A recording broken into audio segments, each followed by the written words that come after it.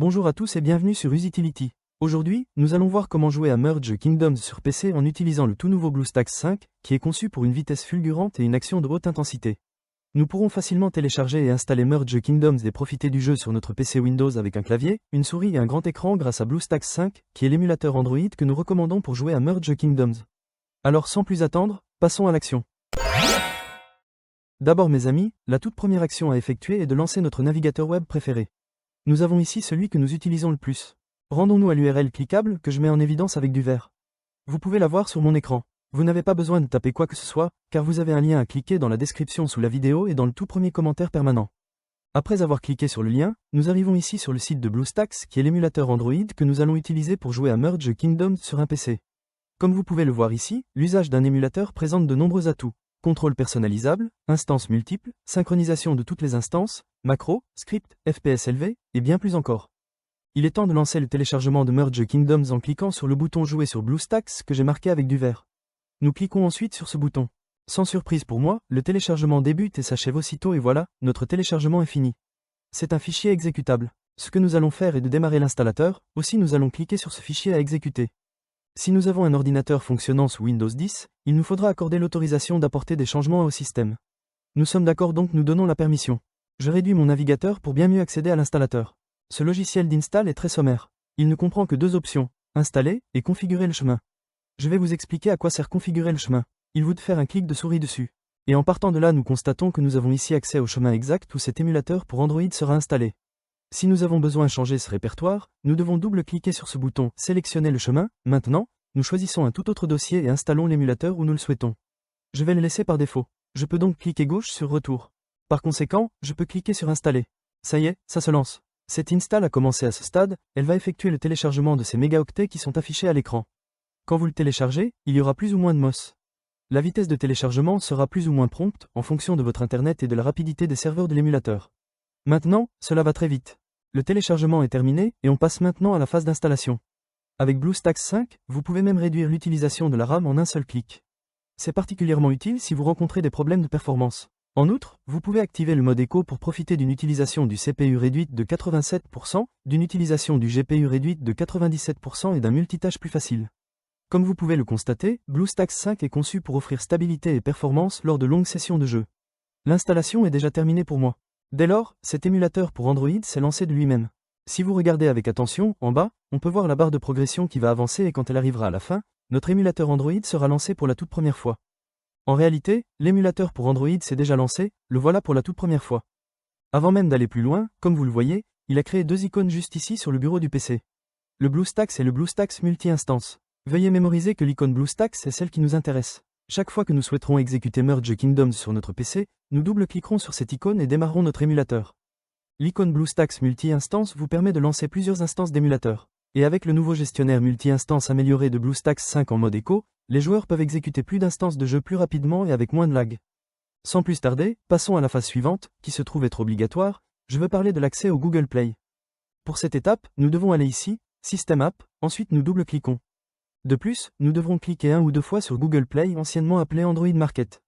Comme vous pouvez le noter, le Google Play Store, anciennement appelé Android Market, s'est évidemment lancé. À présent, nous devrons nous connecter. À présent que nous sommes arrivés à cet endroit, nous sommes tenus de faire la prochaine étape qui sera exigée par Google. Aussi nous cliquons ou double-cliquons sur Connexion. À ce stade, il montre Checking Info. Il arrive quelquefois que ça reste figé sur cette étape et cela pour un plus ou moins long moment. Si vous êtes confronté à ce blocage, vous devriez essayer de vous identifier dans 2 ou 3 heures de cette façon, le problème sera vraisemblablement résolu. À ce stade, nous devons saisir notre adresse mail puis son mot de passe. Cette adresse email devra être un email Gmail et son mot de passe correspondant. À titre d'exemple, vous pouvez vous servir de exactement la même adresse électronique que celle dont vous vous servez habituellement pour vous connecter à votre compte YouTube. Par conséquent, je vais donc entrer mes emails et mots de passe et je reviendrai dès que je l'aurai fait. Et voilà, les informations ont été tapées. Désormais le géant Google nous reçoit dans son célèbre magasin d'applications et nous montre les conditions d'utilisation. Nous allons les accepter en cliquant avec la souris sur l'option « J'accepte ». Puis, il nous invite à sauvegarder sur le cloud.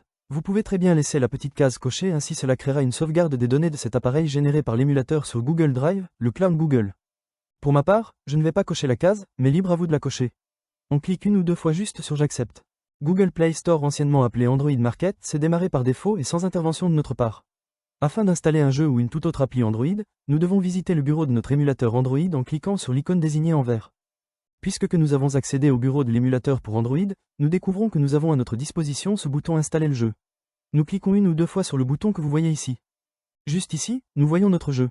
Sans plus attendre, cliquons une ou deux fois ici même sur le bouton Installer, que je surligne maintenant en vert. Alors l'install est sur le point de se lancer. À partir de maintenant, notre émulateur Android va récupérer le jeu et lancer l'install du jeu, cela peut prendre un certain temps ou bien être très rapide. Ceci dépendra de notre connexion Internet. L'install s'est achevé avec succès. Tout de suite, retournons sur le bureau de notre émulateur en cliquant ou double-cliquant sur ce bouton que je colorie en vert, de façon à lancer Merge Kingdoms pour la première fois. Nous arrivons à nouveau sur le bureau de notre émulateur, et nous sommes prêts à cliquer sur la nouvelle icône du jeu Merge Kingdoms qui a été créé. Notre jeu est démarré pour la toute première fois. C'est top, je peux cliquer un ou deux fois à n'importe quel endroit sur cet écran et aussi me servir du clavier. Je vous montre le réglage du volume de l'émulateur Android. C'est juste ici. Nous pouvons voir l'icône d'augmentation du volume et l'icône de diminution du volume. Grâce à cela, nous ne dépendons pas du volume de Windows pour monter le son ou baisser le son de l'émulateur. Ensuite, pour apprécier au max cette expérience de jeu, nous avons la possibilité de basculer le jeu sur ce grand écran. Pour cela, nous avons deux possibilités.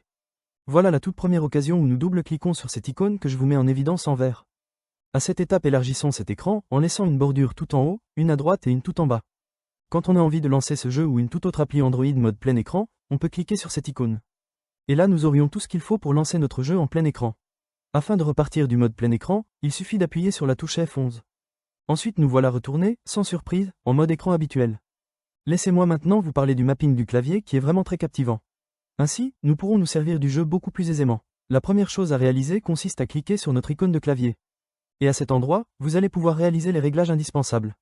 En ce qui me concerne, je vais aller à l'essentiel en conservant la configuration usuelle, néanmoins si vous désirez la modifier, vous pouvez le faire sans aucune difficulté. Comme vous pouvez le remarquer, cet émulateur pour Android est complètement traduit dans notre langue. Pourtant, il se produit quelquefois que notre émulateur soit booté dans la mauvaise langue, comme par exemple en coréen. Donc pour le remettre dans notre langue, nous revenons à cet emplacement sur cette icône en forme de roue dentée. Après ici, dans Autres paramètres, nous cliquons une ou deux fois sur le menu déroulant « Langue ». Nous allons pouvoir sélectionner la langue que nous comprenons parfaitement, français, anglais, mandarin, etc. Une fois la langue sélectionnée, il nous faut sauvegarder, notre émulateur reboot et notre jeu, la toute prochaine fois que nous le démarrerons, sera également dans la langue sélectionnée. À présent, il existe un aspect supplémentaire que nous devons prendre en compte, il s'agit d'un email nous alertant qu'un nouvel appareil a été connecté à notre compte Google. Il nous demandera si nous sommes à l'origine de la connexion de l'appareil. Bien entendu, c'est le cas, nous n'avons pas lieu de nous inquiéter, car oui, l'émulateur pour Android émule un appareil Android. Et pour savoir quel type d'appareil a été MULE, revenons juste ici, à cette icône en forme de roue dentée et cliquons avec la souris dessus. Regardons à cet endroit à l'option « Modèle ». Nous venons de découvrir que cet émulateur pour Android simule un téléphone mobile Samsung. Aussi nous allons recevoir un courrier électronique précisant qu'un nouvel appareil Samsung est connecté à notre compte Google. Voilà, ce sera tout pour cette vidéo détaillée chers amis. Je souhaite de tout cœur qu'il vous ait plu, et plus encore qu'il vous sera utile. Si oui, donnez-lui un bon like, abonnez-vous. Et si vous désirez déposer un commentaire, des questions ou bien des suggestions à faire, laissez-les dans la boîte de commentaires ci-dessous. Cliquez un ou deux fois sur l'une de ces vidéos qui s'affichent à l'écran et on se retrouve dans les prochaines vidéos. À bientôt.